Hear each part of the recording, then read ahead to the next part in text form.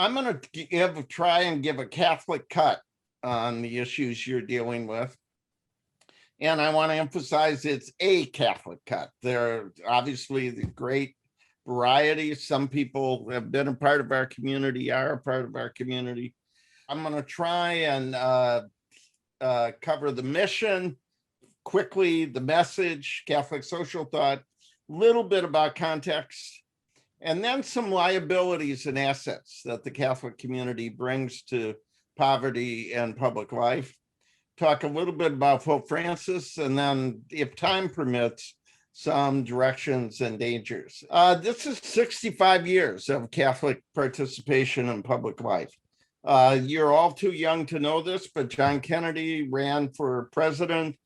Billy Graham, Norman Vincent Peale, Dr. Martin Luther King Sr. were part of a committee, and many others, who said a Catholic should not be president because he would take orders from the Pope. It was a serious challenge. And Kennedy took it on. And this is him giving a speech to the Houston Ministerial Conference, where he said he was an American candidate for president who happened to be Catholic. The picture next to him 5 years ago is Pope Francis. And behind him are two Catholics, John Boehner, Speaker of the House, who was so excited about this, he left the Congress after the Pope spoke. It might have had something to do with the Tea Party and the rest of it. But the other man you'll recognize, Joe Biden. These were two young kids from Pennsylvania and Ohio who grew up at a time when they knew about no Catholic should be president. They knew about you can't trust them because they'll take advice from the Pope. And the only two things their parties agreed on 5 years ago was they needed advice from this Pope. I had the honor of being in the hall to listen to him, and I couldn't help. Obviously, I was fixed on the Pope, but thinking of those two Catholic guys behind him, two different parties, two different histories, but what those 65 years represented. When it comes to mission,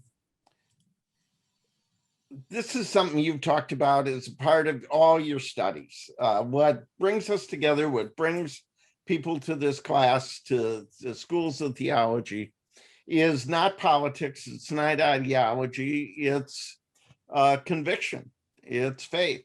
And so when you think about Catholic social thought, we're not talking about the Democratic Party at prayer. You're not talking about the religious caucus of the Republican Party. You're talking about a community of faith. And you've all worked on a mission statement.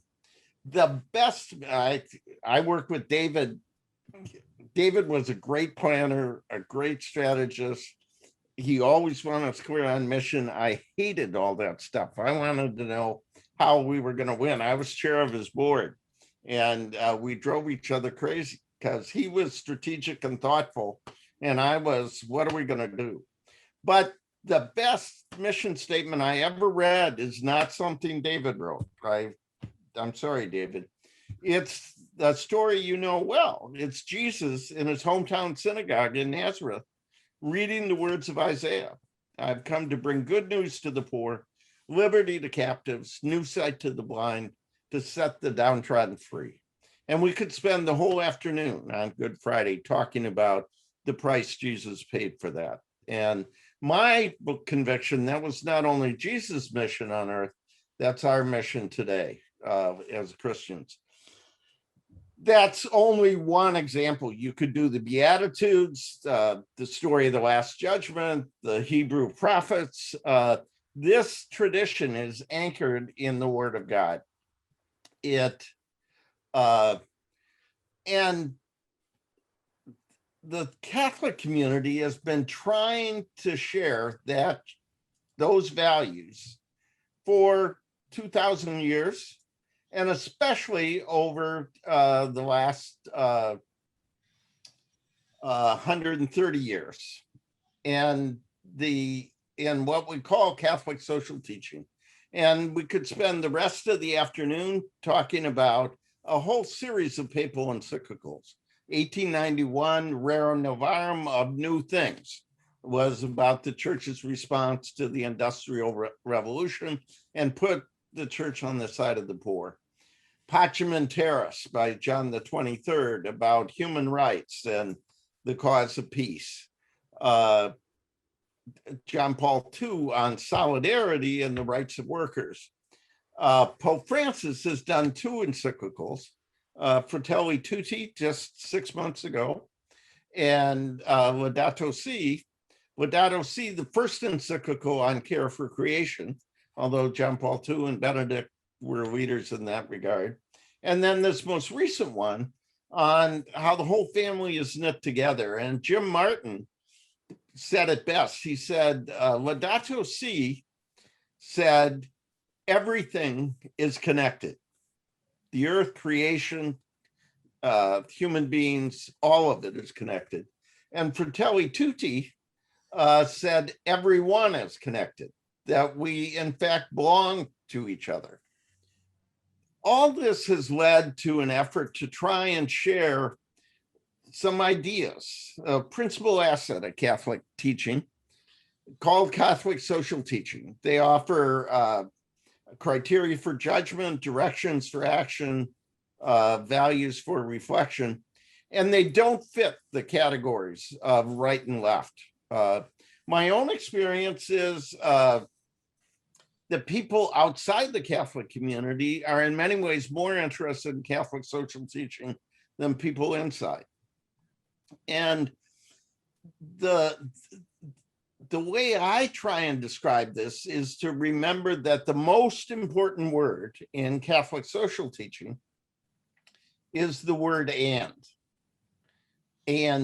because it tries to put together things that normally don't belong together. So the first principle is the life and dignity of the human person. In my experience on Capitol Hill, you got a bunch that talk a lot about life, some who talk about dignity. This tradition tries to put that together. Dignity is not something we earn by our good behavior, it's a gift of God. Number 2, human rights and responsibilities. David knows this well. When it comes to poverty, got lots of people who talk about rights, lots of people who talk about responsibility, very few people who talk about both. The human person is not only sacred, but social. So family, community, participation. This is the notion of the common good, that we belong to each other. It underlies what David described, the Catholic Campaign for Human Development, where the church every year at Thanksgiving takes up a collection, about $10 million, that goes to grassroots community organizations and economic development. So $500 million over the last 50 years. The Catholic Church is the largest supporter of community organizing in the country. I've only had a chance to meet President Obama a couple times. He came to Georgetown to be a part of a panel on poverty. David was there. And I always remind him that his first job was working for a community organization funded by the Catholic Church. So the rights of workers, the dignity of work, where it all began, the struggle over the minimum wage, the priority for the poor and the vulnerable. David's probably told you the story where in the middle of enormous pressure to cut the budget, a group David led and I was a part of too, called the Circle of Protection. We got a meeting with the President of the United States, and I got a bishop from Las Cruces, New Mexico to come. Great guy, Ricardo Ramirez.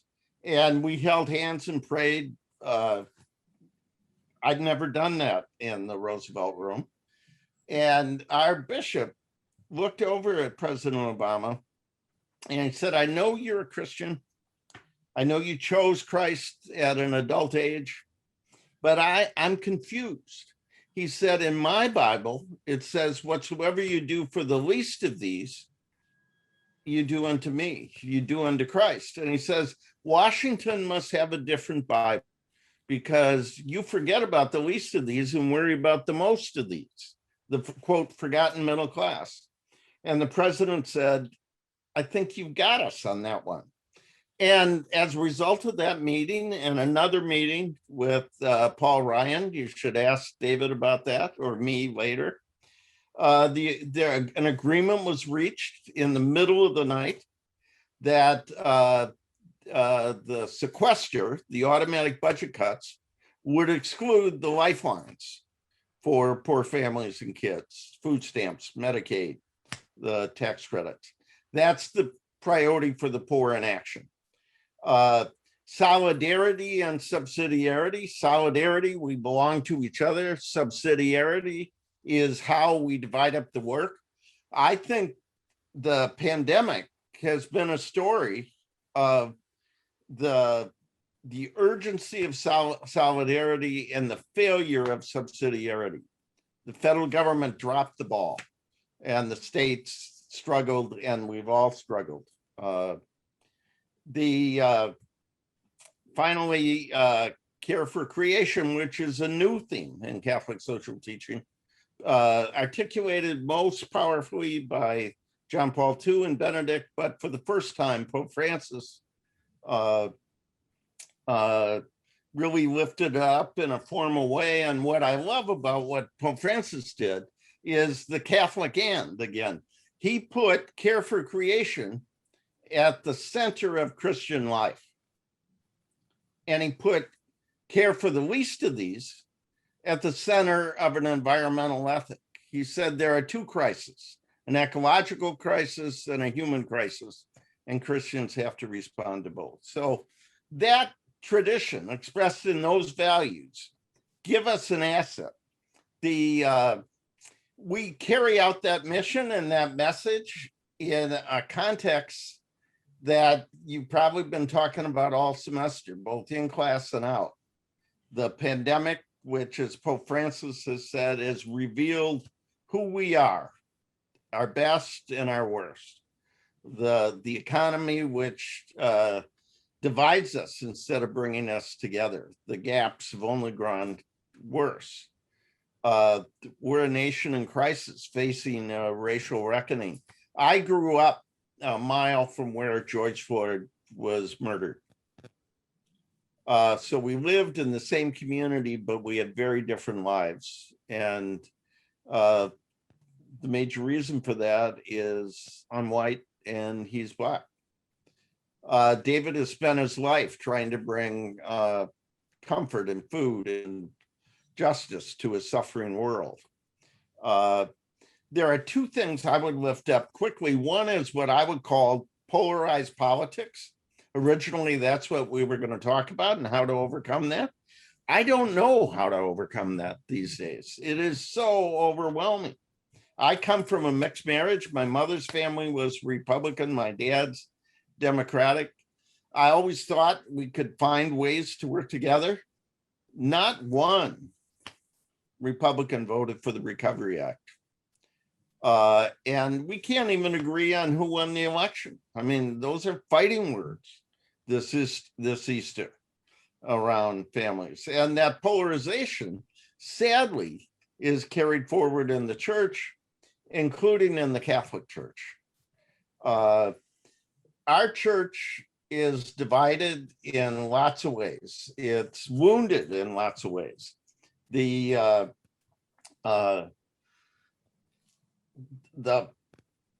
question for a lot of us is, does your faith shape your politics, or is it the other way around? And what has happened is that ideology and partisan politics has destroyed or is undermining the unity of the church. We have lots of other problems, and I'll begin with our liabilities. One is those divisions. We can't even agree on the Pope. The best indication of how people feel about Pope Francis is not how often they go to church, how serious they are about their faith.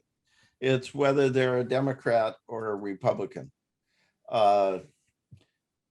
We have all sorts of institutional dysfunctions. We're run by men, older, celibate, men. I worked for bishops all my life. I respect a lot of them.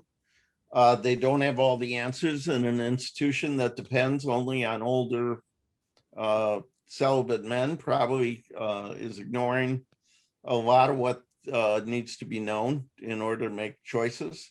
We have a leadership crisis. I very much admire. I, in fact, love Pope Francis. If you haven't seen it, Discovery has a terrific film called Francisco that was just streamed, I think, in the last couple of days, and it reminded me why I loved him. But beyond the Holy Father, at the Vatican, in lots of dioceses, and sadly in a lot of Catholic parishes, we don't have the kind of leadership we need to carry forward that mission and that message. And we have been wounded in a particularly horrible way by the clergy's sex abuse crisis. 7,000 priests. For me, David knows his story. This is personal, this is professional, this is institutional. I had not talked about this, but after the Pennsylvania grand jury report, after Cardinal McCarrick, who was a dear friend and lied to me straight out about his own behavior, I acknowledged for the first time that I was a survivor of clergy sex abuse in a high school seminary in Minnesota. So there's questions of accountability. Frankly, it's questions of power. And we can talk more about that.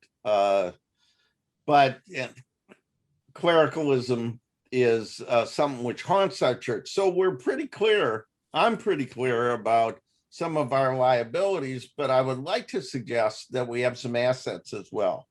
And a principal asset is this tradition of Catholic social thought, which gives us a different way of looking at the world. We're an institutional church, hierarchical church on some days. And that means that we have capacity. It means we have presence. The Catholic Church is big, it's diverse, it's divided, but it's also everywhere. It's in the poorest places on earth and the centers of power. It's in rural communities, urban communities, suburban communities. Lots of white people, lots of old white people like me. The vitality of the church is young and Latino. And the probably most underappreciated part of the community of faith in the Catholic community is African-American Catholics, of which there are 3 million. If you were to list the most vibrant parishes in my home of Washington, D.C., 5 of them would be Black churches. And yet we have the first African-American Archbishop of Washington just 2 years ago. But the fact that we have presence, we have institutions. So when David and I would go on the Hill talking to Paul Ryan or others, part of what I brought was not just these ideas, the priority for the poor or human dignity, is the fact that we're the largest provider of healthcare outside the government. We take care of the sick. We shelter the homeless. We feed the hungry, as does the whole Christian community and lots of wonderful people. But we are structured in a way that we educate the young, we care for the sick, we feed the hungry, and that gives us insight and, frankly, credibility. My experience on Capitol Hill is they mostly listened to us because of what we did and more than what we said or believed. And that experience really matters. Catholic Relief Services is in 100 countries, the poorest places on earth, helping people live with some dignity and feed their families. The other assets we have, we're big. There's 75 million of us. The second largest denomination, if you want to count it that way, in the United States is former Catholics. That's not something to brag about, but it tells you how big this community is. As I said, we're diverse. only the studies say, the sociologists, some of you probably are in the social sciences, say before the pandemic, only a third of us went to church on a weekly basis. That's down substantially. But a third of 75 million is 25 million. 25 million people get together once a week to try and figure out how they can be better people. What would NBC News give for that? What would, MoveOn.org? What would, some of these right-wing groups that are all over us? So we have ideas, we have presence, we have institutions, we have people. An organizer friend of mine said, if you ever got your act together, you'd be dangerous. Well, we don't have our act together, but I do think we have people and we have leaders. Just as the Christian community has leaders like David, we have leaders, some of whom we call saints. Think about Dorothy Day or Mother Teresa. But I think in particular, we have a leader right now in Pope Francis. And let's be clear, Pope Francis is an old Italian immigrant who grew up in Argentina. He has his own biases, his own limitations in lots of ways. But I think he gets a lot of things right. It's a sin to tell anyone what happened in the papal conclave.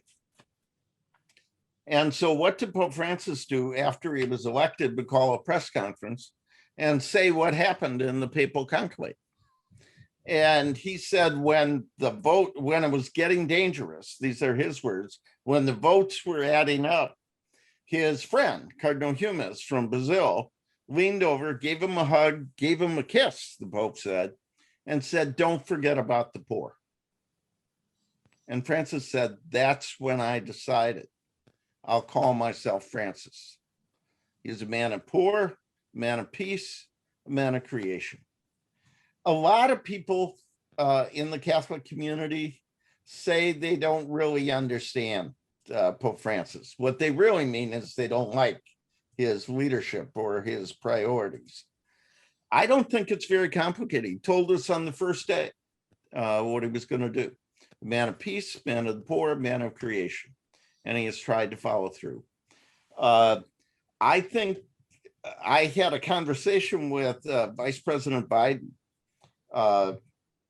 and everybody in Washington talks about how close they are to President Biden. I am not close, but my first campaign contribution was to a young man in Delaware, Joe Biden.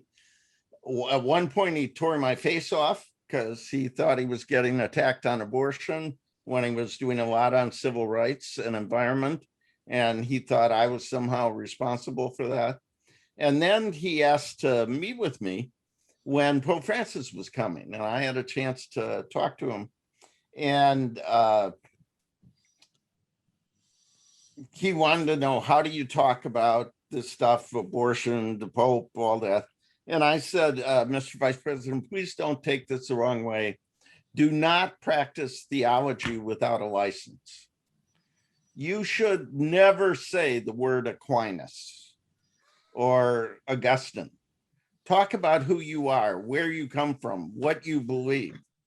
And then I said, how come you don't talk about the poor very much? And he said, because it's a political loser. He says, I talk about the middle class, and then we bring everybody along. And he said, you and Teddy Kennedy, talk about that. That's a political loser. And I said to him, you love Pope Francis, and all he does is talk about the poor, and his ratings are double yours. So why don't you try it?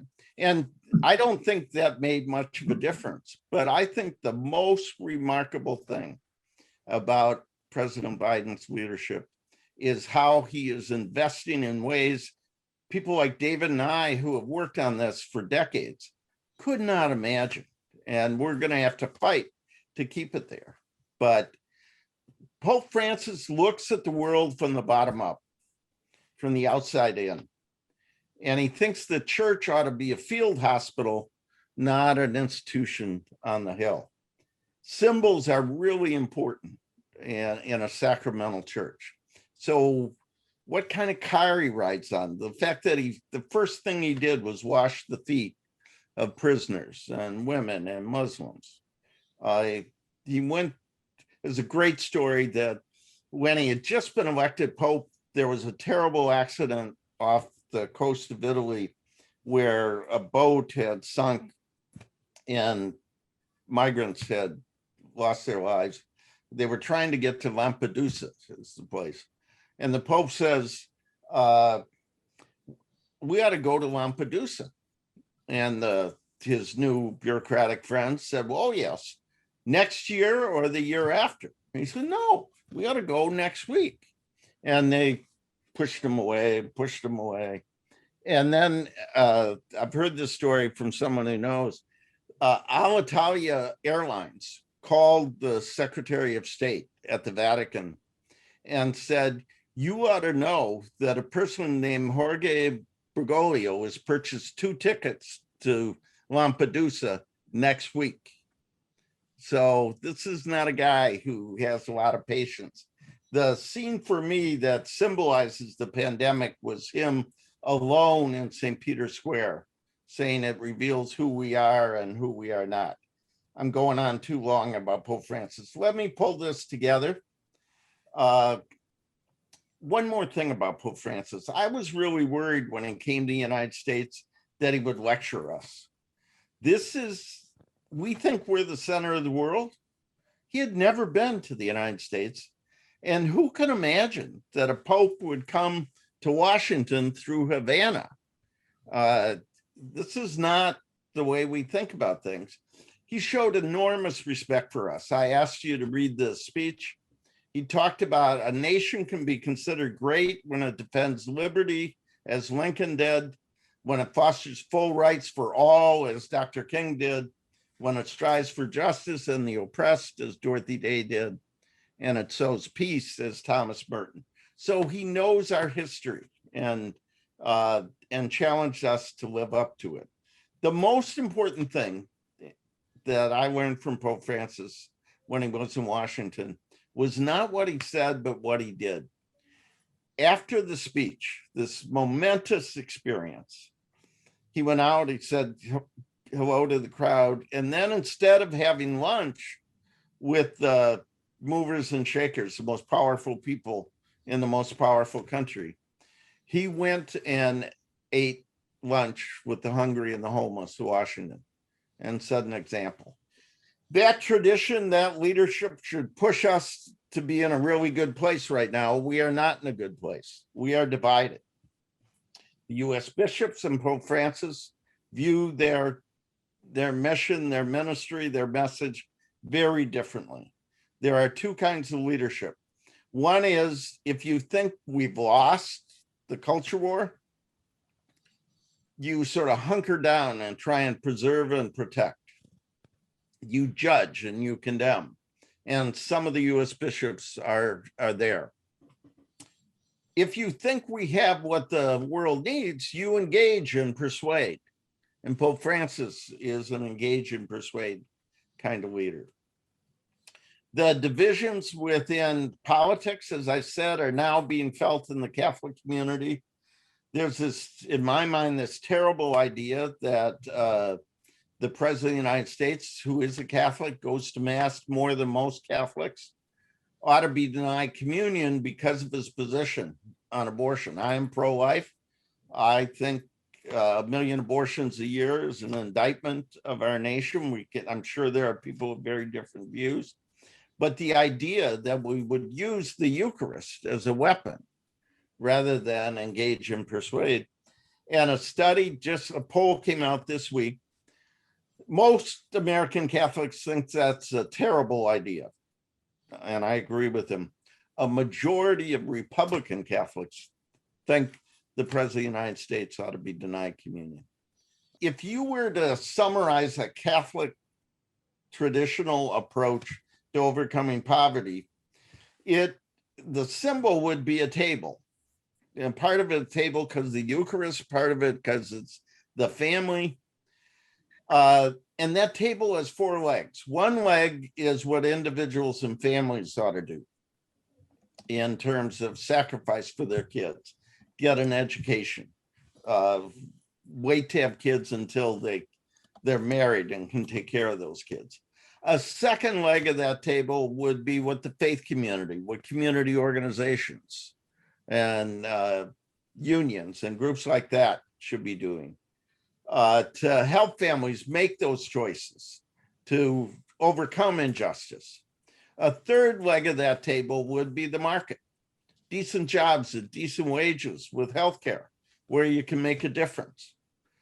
And then the fourth leg of that table would be the role of government and trying to lift up families, trying to combat injustice, trying to make sure everybody has decent work and decent wages. And as the president's trying to do, trying to provide a floor for kids in poverty. The Catholic way is try and bring those things together when we're at our best. When we're at our worst, we focus on one leg of the table. Washington, in my experience, is in love with one leg of the table. What families ought to do, what faith-based groups ought to do, what the market ought to do, or what government ought to do, when in fact we need those institutions to work together.